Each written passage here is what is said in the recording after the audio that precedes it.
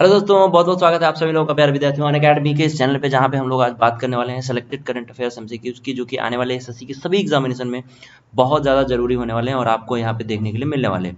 तो सभी लोग तैयार हो जाइए और बात करते हैं आज सेलेक्टेड सभी एमसीक्यूज की। प्यारे विद्यार्थियों, शुरू करते हैं आज की क्लास। केंद्रीय औद्योगिक सुरक्षा स्थापना दिवस यानी कि central industrial security force raising day, प्यारे विद्यार्थियों, वो कब मनाया जाता है आपसे पूछा गया है। तो ये मनाया जाता है 10 मार्च को। मार्च का इंपॉर्टेंट डे है। करेंट अफेयर्स से अगर आपको डेट याद रखने हैं, कमेंट बॉक्स में सभी लोग मार्च से इंपॉर्टेंट सभी इंपॉर्टेंट डेज के बारे में जरूर कमेंट करना। सब लोग जो लोग भी वीडियो देखना, करंट अफेयर के जितने भी इंपॉर्टेंट जो आपके डेट्स हैं वो जरूर लिखना कमेंट, ठीक है। चलो आगे बढ़ते हैं। Who has become the first woman officer to command a fighting unit in the IAF यानी कि इंडियन एयरफोर्स में। प्यारे विद्यार्थियों, जब भी मैं क्लास में बताता हूँ तो एयरफोर्स के बारे में आपको जरूर बताता हूँ। तो इंडियन एयरफोर्स के बारे में भी आपको कमेंट बॉक्स में लिखना है। जैसे ही आप ये वीडियो देखें, कमेंट बॉक्स में इंडियन एयरफोर्स के बारे में, कब स्थापना हुआ था इसका, अभी प्रेजेंट टाइम में चीफ कौन है, हेडक्वार्टर कहाँ है, और बाकी सभी चीज़ें, ठीक है। तो प्यारे विद्यार्थियों, आपसे पूछा गया है कि पहली वुमेन ऑफिसर कौन बनी है कमांडर फाइटर जेट में। तो प्यारे विद्यार्थियों, इनका नाम है सालिजा धामी। सी इज़ फ्रॉम उत्तराखंड। तो आगे बढ़ते हैं बच्चे, और इसमें आपको लिखा गया है, इसका आपको स्क्रीनशॉट ले लेना है। जल्दी से वीडियो को पॉज करके आप स्क्रीनशॉट ले सकते हैं अगर आपको अपनी तैयारी और बेहतरीन करनी है। डियर स्टूडेंट, आगे बढ़ते हैं।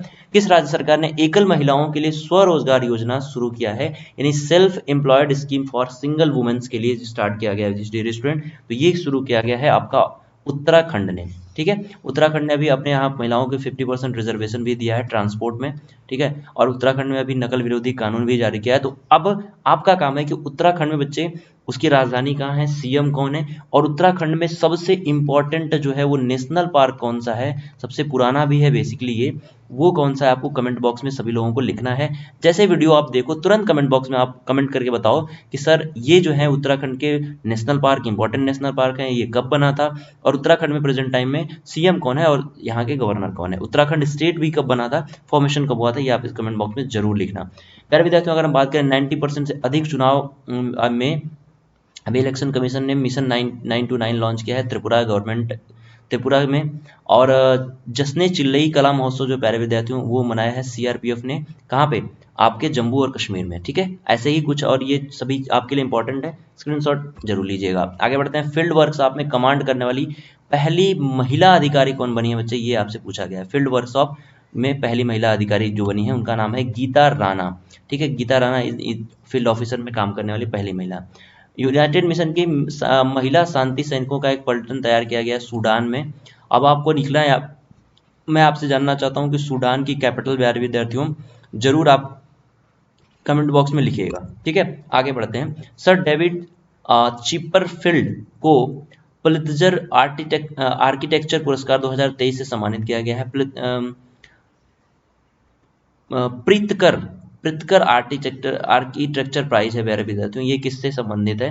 तो ये सर डेविड जो चिपरफील्ड हैं, ये कहाँ से संबंधित है, ये आपसे पूछा गया है। तो डियर स्टूडेंट, ये संबंधित आपके इंग्लैंड से, ठीक है ना, इंग्लैंड से संबंधित है और इनको दिया गया है अवार्ड। इसका आप लोगों को स्क्रीनशॉट लेना है जल्दी से, बिना देर किए हुए।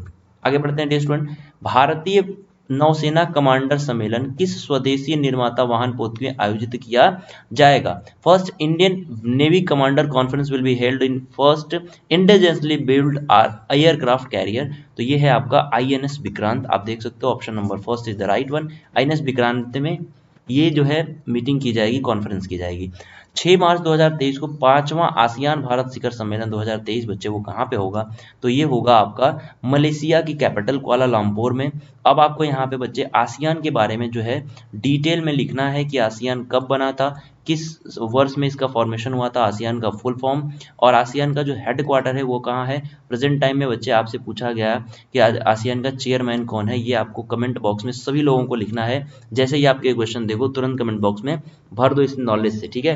क्योंकि आपकी नॉलेज जितना बढ़ेगी प्यारे विद्यार्थियों, जितना आप रिवाइज करोगे उतना ज़्यादा बढ़ने वाली है, यहाँ पे कम नहीं होती है। तो इसका स्क्रीनशॉट भी लेते चलो, साथ में आपका रिवीजन भी होता चलेगा और पुरानी चीज़ें आपको याद होती चलेंगी। अगले प्रश्न की तरफ बात करते हैं। 23वां राष्ट्रमंडल कानून सम्मेलन जो है बच्चे, लॉ कॉन्फ्रेंस, वहाँ कहाँ पे आयोजित कराया गया।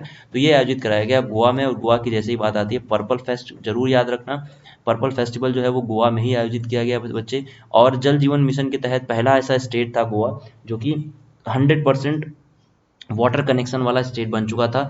तो गोवा में और बहुत सारी चीज़ें हुई हैं। गोवा से रिलेटेड आपको क्या करना है, करंट अफेयर को, गोवा से रिलेटेड जितनी आपकी करंट अफेयर प्रीवियस में आपको याद है, सभी करंट अफेयर के बारे में जरूर लिखो, कमेंट बॉक्स भर दो बच्चे, नॉलेज से भर दो कमेंट बॉक्स। ये होना चाहिए कि कमेंट आपके आने चाहिए, ताकि हमें पता चले कि आप लोग जो करंट अफेयर है वो उस पर बहुत ज़्यादा लेकिन सीरियस हो, उसको पढ़ रहे हो। ठीक है, अभी देखो ये इंपॉर्टेंट है, सबसे ज़्यादा इंपॉर्टेंट है बच्चे, सिलहट सिलचर महोत्सव जो है वो कहाँ पे आयोजित कराया गया है, असम में। बेसिकली सिलहट सिलचर महोत्सव के बारे में बताया मैंने कि ये बांग्लादेश और इंडिया के बीच में मनाया जाता है बच्चे, इस दोनों देश के बीच में मनाया जाता है और असम में ये मनाया जाता है। ठीक है भाई, चलो अगर आगे बढ़ते हैं हम, तो आगे बात करते हैं कि होली का संस्करण जिसका नाम है याओशांग उत्सव बच्चे, वो कहाँ पे मनाया गया है, तो याओशांग उत्सव जो है ऑप्शन नंबर डी में मणिपुर में मनाया गया है। आप यहाँ पे मणिपुर से रिलेटेड जो नेशनल पार्क हैं उनके बारे में लिखिए, है या नहीं है, ये कमेंट बॉक्स में जरूर कर मुझे बताइएगा।